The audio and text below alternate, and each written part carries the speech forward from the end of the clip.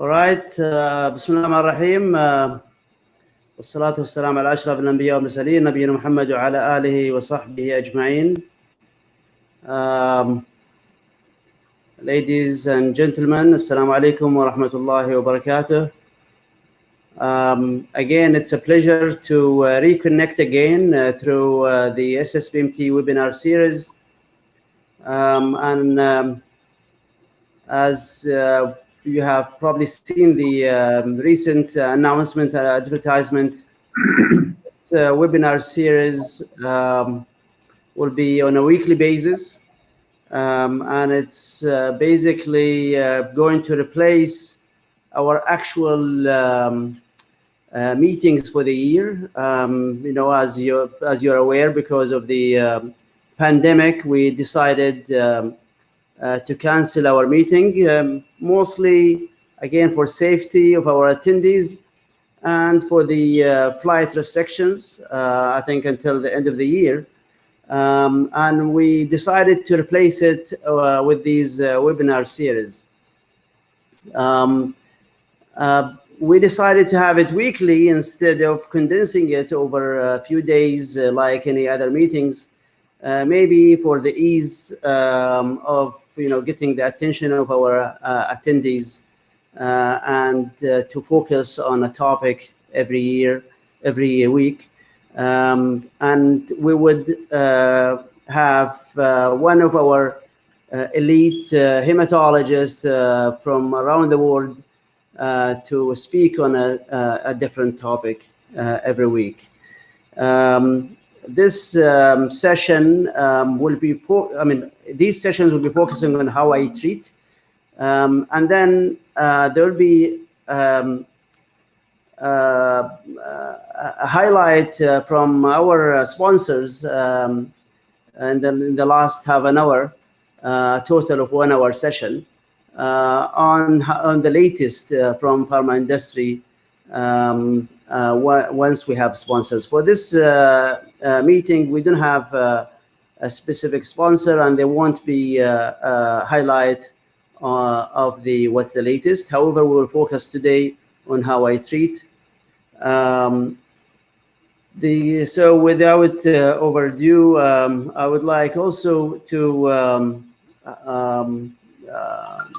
show our sponsors. Can we have the sponsors slide, please? So these are our sponsors. Thank you, Takeda, for being a main sponsor for this webinar series. And we have other sponsors, Gilead, Kirin, and AbbVie, and Novartis as bronze sponsors.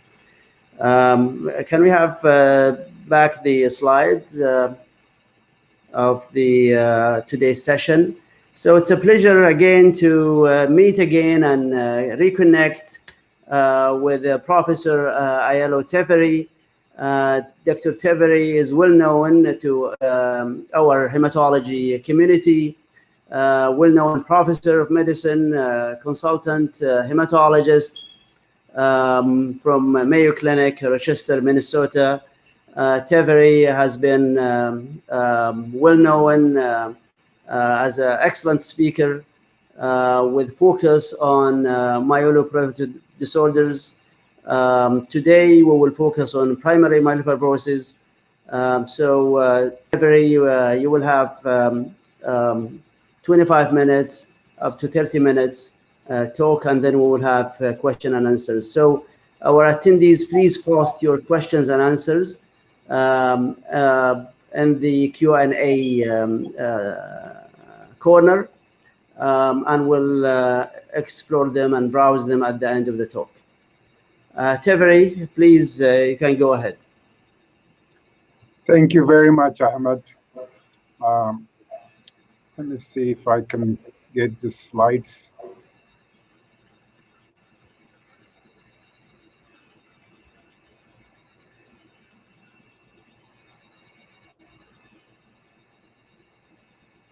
Okay, here we go. Great. First, let me start by thanking the organizers for inviting me to this important function. It's my best wishes for everyone to remain vigilant on their health, especially during these challenging times. If anything came good out of this, is our acute realization that video conferencing is a very practical and potentially easier way of education communication, probably is here to stay even after the COVID pandemic. For the next 25 minutes to 30 minutes, I will give you an overview. My topic is how I treat primary myelofibrosis. And the learning objectives would be first to discuss the latest version of the risk model that combines cytogenetic, mutation, and clinical information, so-called MIPS version 2. And then using that, how I approach my patients in terms of treatment strategies.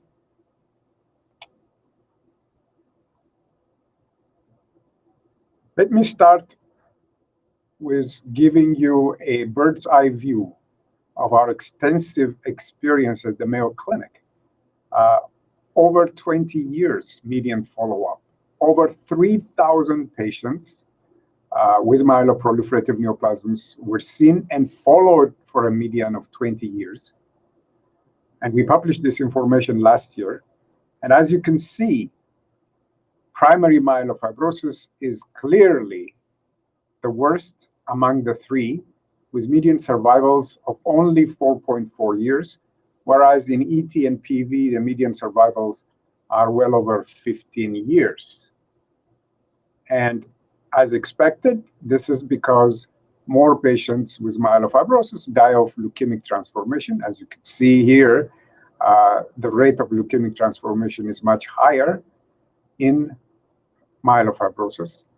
And interestingly, the rate of thrombosis appears to be the lowest in myelofibrosis as compared to polycythemia vera and essential thrombocythemia.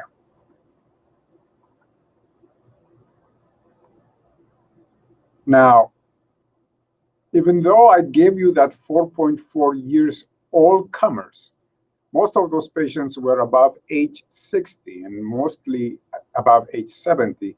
And therefore, that estimate of life expectancy does not necessarily hold for younger patients. So we looked at the different age groups. And as you can see, in patients below age 40, the median survival for myelofibrosis is actually 20 years, not 4.4 years, and obviously much higher, in excess of 35 years for PV and ET.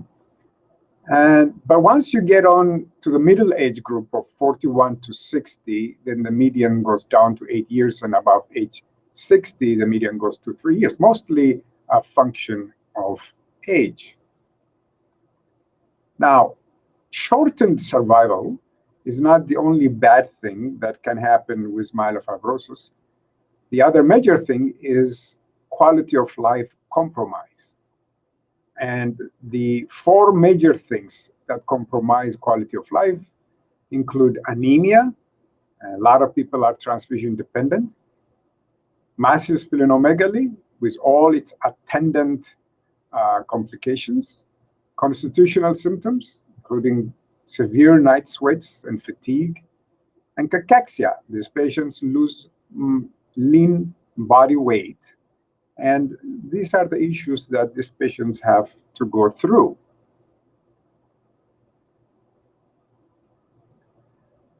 Now, so when you have a patient with myelofibrosis, you know that they have shortened survival. You know that their quality of life is going to be a challenge. So the question is, what can you do for them? Here I have listed the current therapeutic options in myelofibrosis. And it is very important that you pay attention to this slide. The only treatment that is curative or has the potential to improve survival is allogeneic hematopoietic cell transplantation, period. No other treatment has been shown to improve survival in this disease. Now, if the patient cannot have that, or is a poor candidate otherwise, then we go to palliative treatment, which include observation alone. Many of my patients are just on a watch and wait procedure at this point. Treatment of anemia, that includes thalidomide and prednisone, which is my favorite, but then androgens, danazole, lenalidomide, pomalidomide can also be used. Treatment for symptomatic splenomegaly, usually I start with hydroxyurea, and if they fail, I go to JAK inhibitors.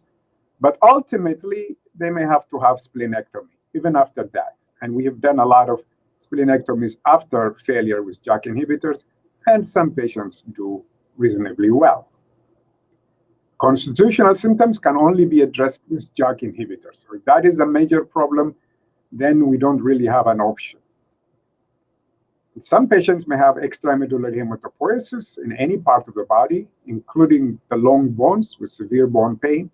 Involved field radiotherapy with very small doses can address that effectively. And then, of course, there's always experimental therapy. Now, as you could see, the treatment options go from observation alone all the way to allogeneic stem cell transplantation. So the question is, how do you choose the patient for what treatment? Obviously, you don't want to put some patient on allogeneic transplant if their expected life expectancy exceeds 20 years, for example. On the other hand, it doesn't make sense to wait and treat with drugs somebody whose life expectancy is less than 5 years. So the question is, how can we risk stratify these patients very effectively? And fortunately, we have now developed, along with our Italian colleagues, a mutation-enhanced international prognostic scoring system. We have updated it with a version 2.0. So we call it MIPS v2. And the three major components of this are cytogenetics, mutations, and clinical features. Now, the clinical features that are included in this model are primarily anemia, presence or absence of circulating blasts, and presence or absence of constitutional symptoms. Each one of these is weighed on depending on how adverse the feature is. For example, if you have a very high-risk karyotype or even an unfavorable karyotype, you cannot be very low risk or low risk. You are almost already in the intermediate risk patients. On the other hand, if you just have a moderate anemia or just circulating blast without much else, you can still be in the low risk group. In order to be in very low risk group, you should not have any adverse features, which means this only applies to CALR type 1 mutated myelofibrosis. Because as you can see, if you don't have the type 1 CALR mutation, you're already at a disadvantage for 2 points, which means you can't be very low risk and probably also not low risk.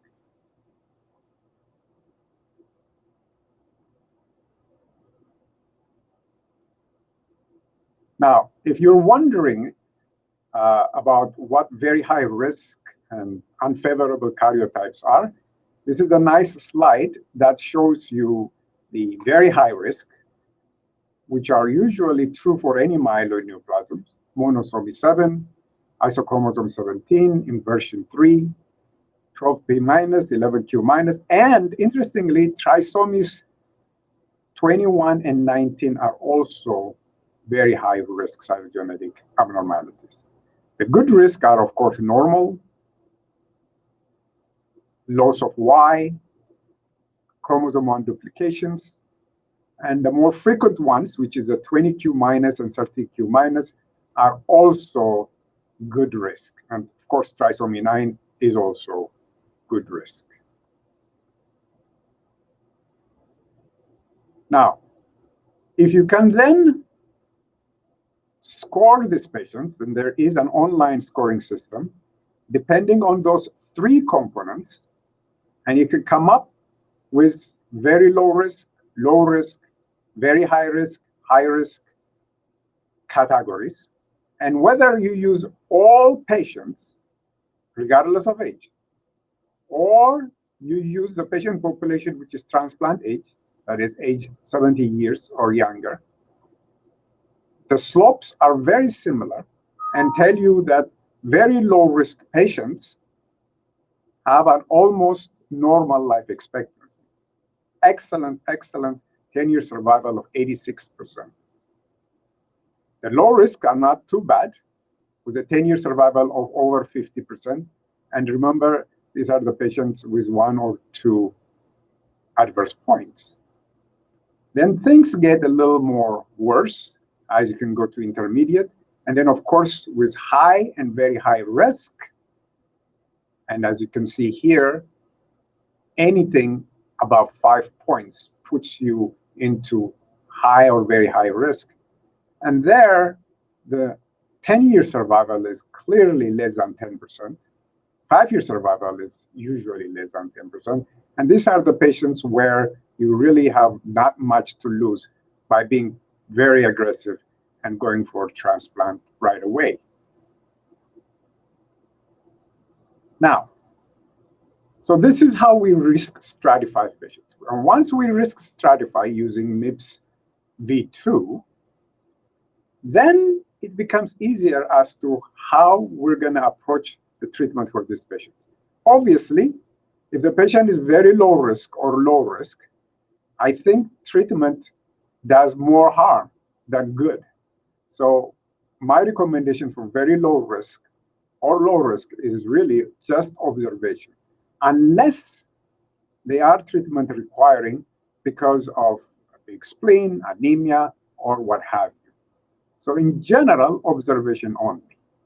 Now, if you have high risk or very high risk, I don't think it makes sense to waste the time by trying this and trying that. I think we should aggressively pursue allogeneic stem cell transplantation. Now, obviously, if the patient is not transplant eligible, then at that point, I would seriously consider novel agent clinical trial. These patients have very short survival, and it doesn't make sense to try JAK inhibitor or this or that. If your plan is to prolong life, then you should try some novel agents. If it is palliative, then of course you can use those.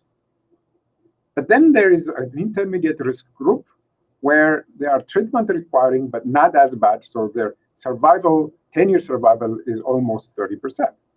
Now, these are the patients where you could give palliative treatment, and the type of palliative treatment depends on what the problem is. If the problem is, for example, anemia, you don't want to give JAK inhibitor. You want to treat with an anti-anemia drugs, such as androgen preparations, danazol, thalidomide, and prednisone.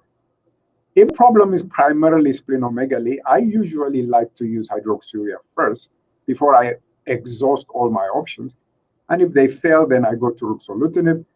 And there are a lot of patients who fail ruxolitinib and ultimately need to be splenectomized. And then if the problem is primarily constitutional symptoms, only ruxolitinib can effectively address this issue. If the problem is localized bone pain or symptoms from extramedullary hematopoiesis, then involved field radiotherapy would be the way to go. Now, where is the evidence that supports this approach? High risk, very high risk transplant, not so high, not so low, or low or intermediate one, try conservative treatment before transplant. So this is a big study. It was published in 2015 from our European colleagues. Clearly shows that if you did transplant in low risk and intermediate one risk patients, you stand to lose more patients. In other words, you could compromise survival. This patient would have done better without transplant, as you can see here. But if for patients who are intermediate to or high risk, clearly the patients who are transplanted appear to survive better than those patients who have not been transplanted. So this is primarily the evidence that we use in order to advocate for transplant.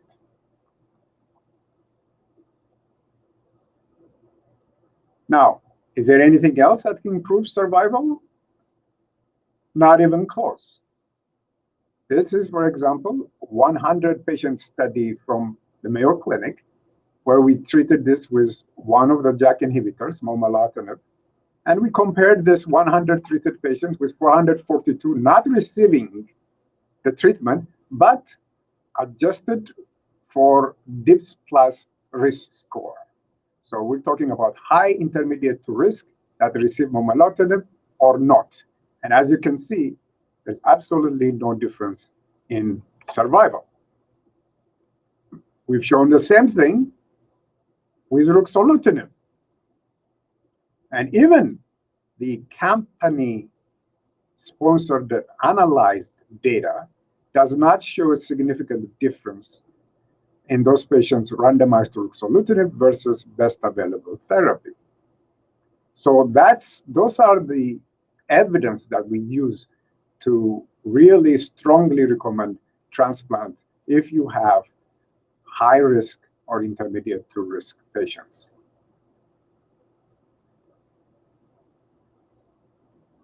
Now, very important to know is that these patients who are getting treated with JAK inhibitors, for example, momelotinib, their survival is not impacted favorably by that treatment. Their survival, at the end of the day, all depends on their molecular signature. So if they are high risk molecular signature, such as ASXL1, ASRF2 mutation, they're going to do very bad, regardless of whether or not they got the JAK inhibitor.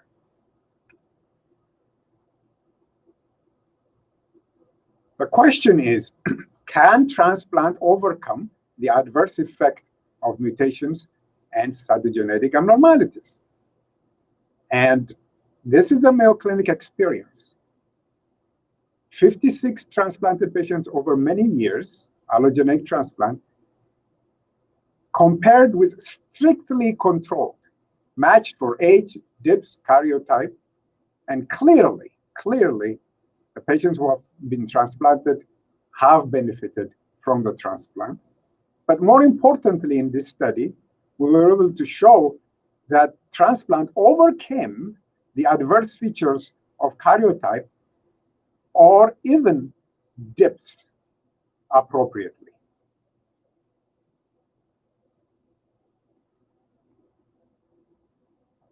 In another study from the City of Hope,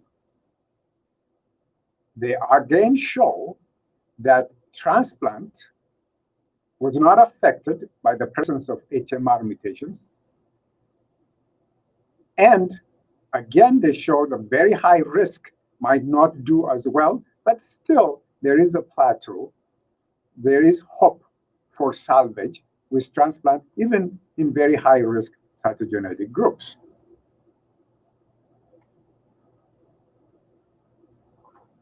So I think I have convinced you that for very high risk and high risk patients, transplant is a better option.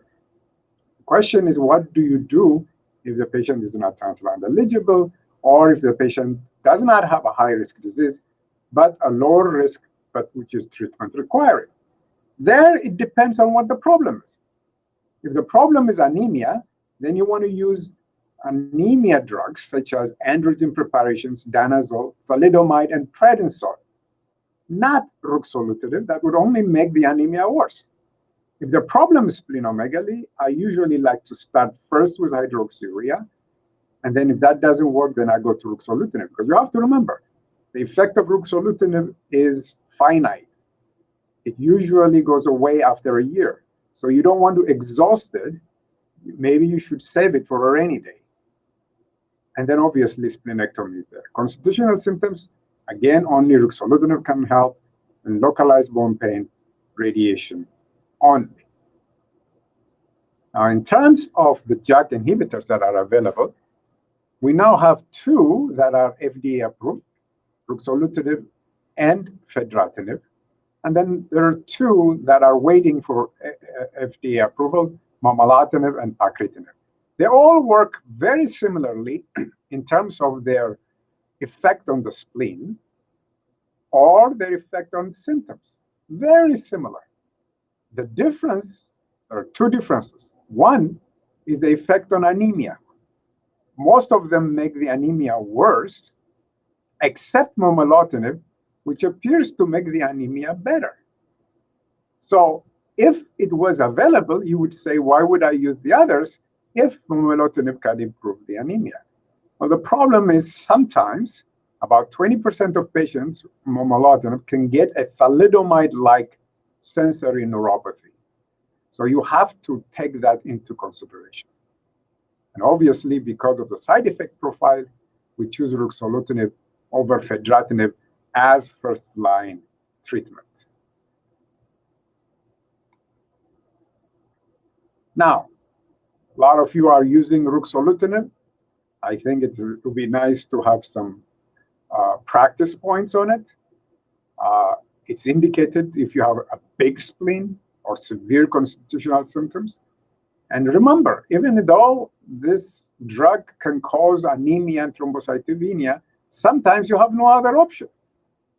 Sometimes you have to use it regardless. The short-term side effects, as I say, was anemia and thrombocytopenia. Long-term side effects that are worrisome, immunosuppression, opportunistic infections, but more importantly, protracted myelosuppression. If you're thinking for your patients some sort of a new novel therapy in the future, then that patient might become protocol ineligible because of the protracted myelosuppression for ruxolitinib. And special concerns, of course, you can't just stop the drug. You have to beware. You have to taper it down. So it is very important to remember that. So what's the role of fedratinib? To be honest with you, in our practice, we really are not using it that much because of the time the patient fails ruxolitinib. Unless the patient is intolerant, then it is, of course, you can use it. But if the patient fails, either refractory or relapse, then the patient is in a very bad shape. Cytopenias, very difficult to use that. And even then, it doesn't work very well. There is a paper published, I think it's in AJH, and that a third of patients, maybe 25% of patients, might get some benefit after failing ruxolitinib. It's worth doing, but in my experience, it's very difficult to treat this patient. I would prefer participation in a clinical trial rather than using yet another JAK inhibitor. So what's new? Well, not much, unfortunately. There's this luspatercept, as you know, which is a trap which traps the TGF-beta superfamily ligands so that they cannot engage the receptor in order to stimulate SMAD signaling. SMAD signaling appears to be contributing to ineffective erythropoiesis. So by blocking that, then you allow late-stage hematopoiesis go on. So at least that's the supposition. And obviously, luspatercept has been shown to have an effect in beta thalassemia, which is where ineffective erythropoiesis is the prominent feature. And there is a New England Journal of Medicine paper that says that it might work in low-risk MDS with ring sideroblasts. The problem is, in my practice, we don't have that many patients with ring sideroblasts. This is a very expensive drug. And then there is a 14% maintained response at 1 year. So I'm not very excited about this option, but it is approved if you want to try it for MDS with ring sideroblasts. Now, would it help you in myelofibrosis? Well, if it doesn't help that as much where there is infective erythropoiesis, then it's not surprising that it didn't work very well in myelofibrosis. This is a very expensive drug, and by itself, there was absolutely no effect on the anemia. Very small. And it appears that in patients that were taking ruxolitinib, maybe there was some effect. Now, that has to be controlled appropriately, and we just have to wait for additional information. I'm not very encouraged so far about the role of luspatercept in myelofibrosis. Well, there are a lot of other treatments that have been presented, that are being done. To be honest with you, I am not enthusiastic about any one of them. There's a lot of studies, for example, adding drugs to ruxolitinib, or using other epigenetic-based therapies, like bomedemstat, BET inhibitors. Very underwhelming, not impressive at all. And then there are even other drugs, targeted therapy against CD123, so-called SLO4, navitoclax, which is like venetoclax with ruxolitinib, and metformin. All of these are being tried, but I have not been impressed by any one of them. So I would like to complete by reminding all of us about some unresolved issues. I think everybody agrees that transplant is a very good procedure to pursue in high-risk, very high-risk patients. And the question is, can you use ruxolitinib before, during, or after transplant? That is being tested and being studied. At this point, I don't think any strong recommendation can be made one way or the other. What do you do with a big spleen before transplant? You just leave it alone, let the conditioning regimen take care of it, or should you take it out? Should you radiate it? Should you do ruxolitinib? There are no very clear answers. Most of the studies done here, the results are not conclusive and they're not controlled. My own take is, if the spleen is less than 10 centimeters, leave it alone. Just do your transplant. If the spleen is bigger than that, then I think it's reasonable to consider ruxolitinib or splenic irradiation. The good thing about splenic irradiation is you don't have to taper. You do it once, and then you just go ahead and with the condition. With the ruxolitinib, you have to make sure you taper it down before transplant, and then you know how patients react when you taper down ruxolitinib. So splenic radiation and ruxolitinib appear to be the two options for such patients. With this, I'd like to complete my talk, and I'm happy to answer questions. Thank you. Great. Thank you, Professor Tefferi. Excellent talk as usual. Concise overview of primary myelofibrosis and the management. Well, I think we have a number of questions that we wanted to again explore. Let's have that slide of the sponsors. Yes, and we'd like to thank our sponsors before we proceed to our Q&A. Takeda as a main sponsor, and we have other pharma industry that in the future, as I said in the beginning, we will have part of the session that's sponsored by pharma industry, highlighting latest in the development in hematology. All right, let me see how we get to the questions here.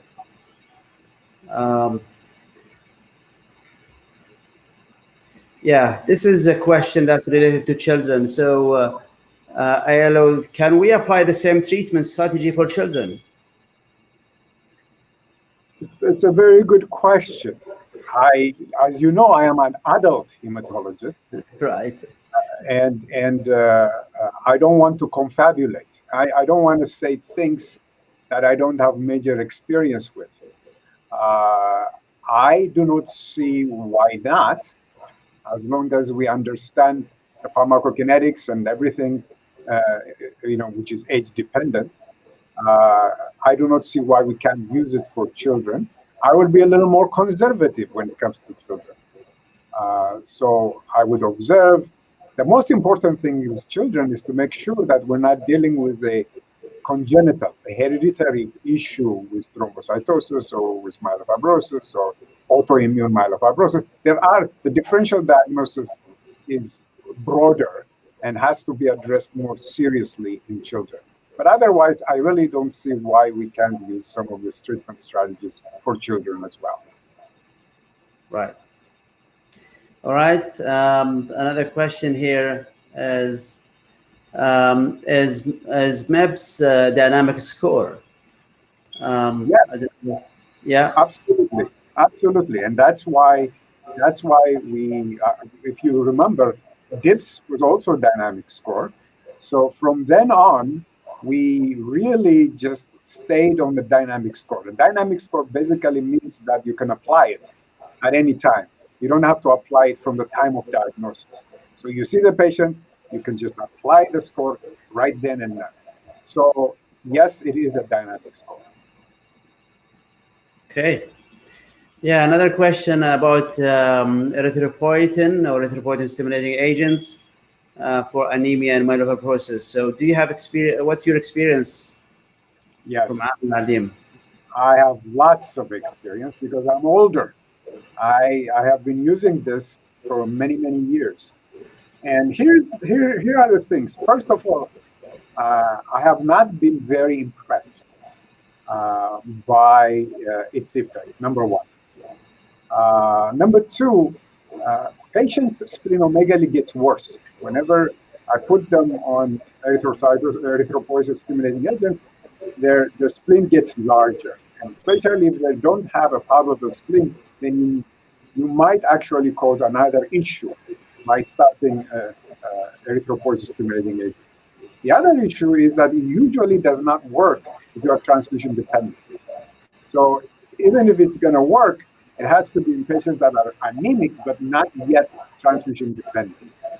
And obviously, we check the usual things that we check for MDS, like erythropoietin level of usually less than 200. But in general, I have not been very impressed with ESS, and I usually don't use them. I usually just go to thalidomide and prednisone. Right. I think we get the same experience as well. Another question from Dr. Beiruti is TB reactivation in peritoneum a contraindication of JAK2 inhibitor in a patient with myelofibrosis and ASXL mutation awaiting transplant? Obviously, this is a very difficult question to answer. Dr. Alberuti clearly knows that the use of Jakafi increases the reactivation rates, opportunistic infections, CMV, and all sorts of things. The same issues that you worry about when you give it to transplant patients. But at the same time, sometimes you have to take some risks. If the patient is dying otherwise and is in dire need of palliative therapy, then you might have to use it, bite the bullet, and maybe just start the isoniazid along with it. So I wouldn't say it's an absolute contraindication. If you have something alternative to use, then use the alternative one. But if not, then take the necessary precautions, do the prophylactic medications for the infection, same with CMV, and then you can use the Jakafi. Yeah, makes sense. The other question here, how practical is the new prognostic system? Molecular test availability in the non-academic centers. Yeah, from Dr. Salim Shamil. Very important question. Very important question. Now, remember, we still have some prognostic scores that do not rely on any molecular data. The International Prognostic Scoring System the dynamic international prognostical system. IPS and DIPS do not require any cytogenetic or molecular data. So if you don't have that, you can still use those. But in order to use the mutation enhanced and the other ones, then you need the complete information. Obviously, here in the United States, we like to use the MIPS V2 because we have the means to get all the information we need. But in underdeveloped countries around the world, it's very difficult to get those. So you could just continue to use DIPS in that instance. Yeah. All right, this is a practical question. So for one of our non-transplant patients with a huge spleen, we did splenectomy, and a few weeks later, the liver doubled. So how often do you see that? Very often. Yeah. Almost universal. You know, after splenectomy, you have to hit the patient either with a JAK inhibitor, hydroxyurea, to keep the liver at bay. The liver size has to be kept under control. So yes, that's one of the reasons why we don't do splenectomies as much. So if you decide to do splenectomy, then you have to continue treating the patient with adequate doses of hydroxyurea or some sort of JAK inhibitor. I think for that reason, we prepare, to try first radiotherapy to radiate, portion of the spleen. What's your experience with that? Our experience has not been very good with radiotherapy outside of the transplant situation we talked about. The reason being, number one, if you see an effect, it only lasts for 3 months at most. And then the spleen size comes back with a vengeance.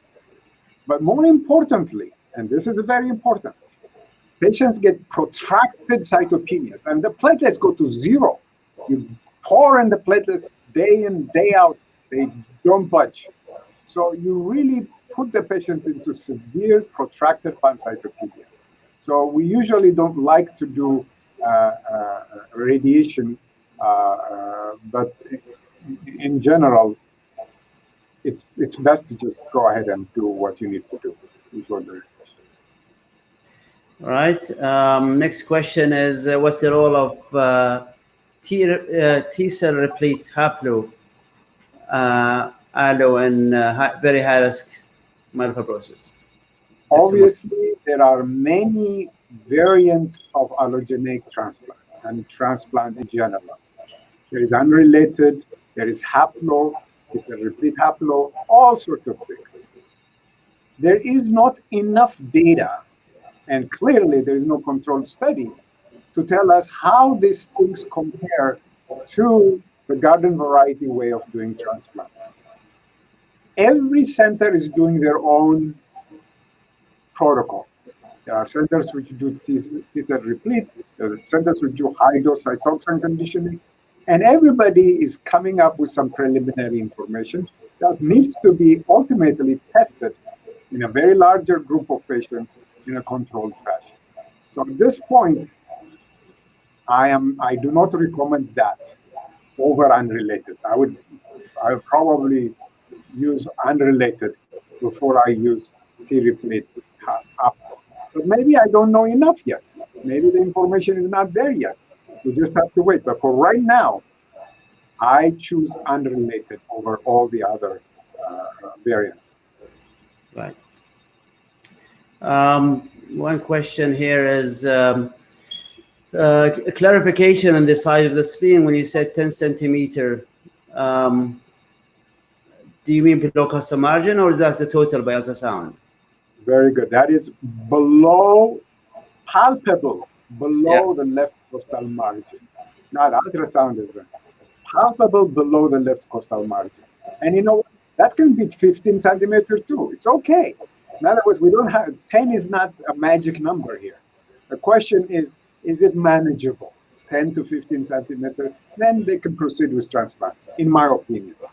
But if it is like 20 centimeters and it's really big and I'm worried about graft rejection or delayed graftment or what have you, then I might want to do something. maybe give some ruxolitinib for the patient or some splenic irradiation, but it has to be done under protocol. Right.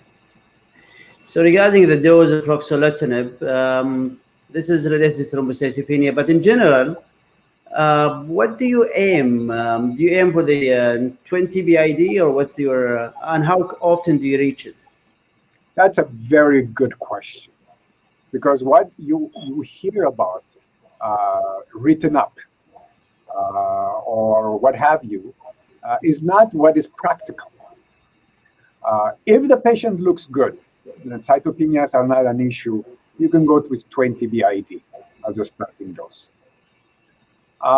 If the patient has platelet counts that are kind of iffy, below 100 or what have you, then there's nothing wrong with starting 10 milligrams twice a day and then slowly bringing it up. But here's the situation. What if the patient has severe splenic symptoms, constitutional symptoms, but the platelets are, let's say, 30,000? What do you do then? I personally think that it is a waste of time trying to give 5 milligrams every day, 5 milligrams twice a day. No, that's not going to work. If what you were trying to do is provide relief for that patient, then you have to hit it hard, at least 10 twice a day, and then deal with the complications. Give platelet transfusions if you have to, and hope that with time, because I have seen some patients, actually the platelets start getting better. Even though the platelets started at 25,000, when I started at 10 milligrams twice a day, they start to get better, and then you can even increase it. So it really depends on what it is that you're trying to achieve, and is the risk justified? So you have to use the art of medicine here. There is no cookbook approach here. You have to say, okay, what am I trying to do? Is that risk justified in this particular patient? And so forth. It's not like we have too many other options. So we have to do what we have to. Right.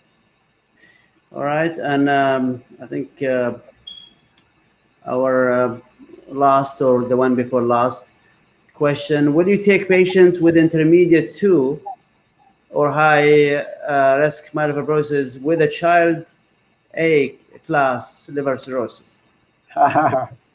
See, these are questions, these are protocol driven. The decision really depends on the transplant protocol. Transplant center, which is doing the transplant, they are the ones who decide whether they want to transplant this patient or not me. I would, if the patient doesn't have any other option, I would recommend transplant. But I am not the transplanter. I used to be transplanter. I did transplant for 16 years, but I have not done it now for the last 16 years. So I can't decide. So you have to talk to the transplant center and see what their policy is. It depends on the policy of the transplant center. Right. Now, generally speaking, I think I will ask this question, which sum up at least 2 or 3 questions. So now, myelofibrosis is a disease of elderly, and again, transplant, yes, is the curative modality. However, it's always difficult to take these patients to transplant. So the majority will end up with, the conservative, non-curative, I would say, intent treatment, trying to lessen their symptoms, improve their quality of life, etc. So what's your comment on this? For those patients, especially, what's your experience? We might, in our region, we might have even less portion of patients that will end up with, going with transplant. Ahmed, I have nothing to add to your excellent articulation of the issue. Really, you said it all. Not in many words, a few words, but you said it all. It's very difficult, and it's like I said, you do what you can do. If you cannot do transplant, then you work with what else you have. And it really doesn't require an expert to tell you what to do, because you already know. You see the patient, you treat the patient, and you have availability of a certain group of drugs, and you use this and you use that. It's voodoo medicine, as you know. You try something, and if it works, then you continue, and if it doesn't, then you try something else, and it's very difficult. But there is no expert opinion. There is no a stepwise approach. You have to take into consideration what are the available options, and for this particular patient, everything has to be individualized. For this particular patient, which option would be most appropriate? And that's what you do, and that's what most doctors do. And really, it's just use your judgment. Great. I think with that, we'll conclude our session. Professor Tefferi, thank you again very much for such elegant talk and discussing the questions. Thank you for our audience and attendees for these excellent questions and for, again, staying with us until the end. This is, again, as I mentioned at the beginning, this will be a weekly exercise. So we look forward to have all our attendees, again, tuned in with us every week. The time might change, so we wanted to give, again, opportunities for others to attend. So not necessarily every Saturday. The next meeting will be Saturday. However, probably the following meetings might change during the days of the week. Again, with that, I would like to thank everybody for being here, and have a nice day, everybody. Thank you, Tefferi, again. Thank you, Ahmed. Take care. Bye-bye. Bye.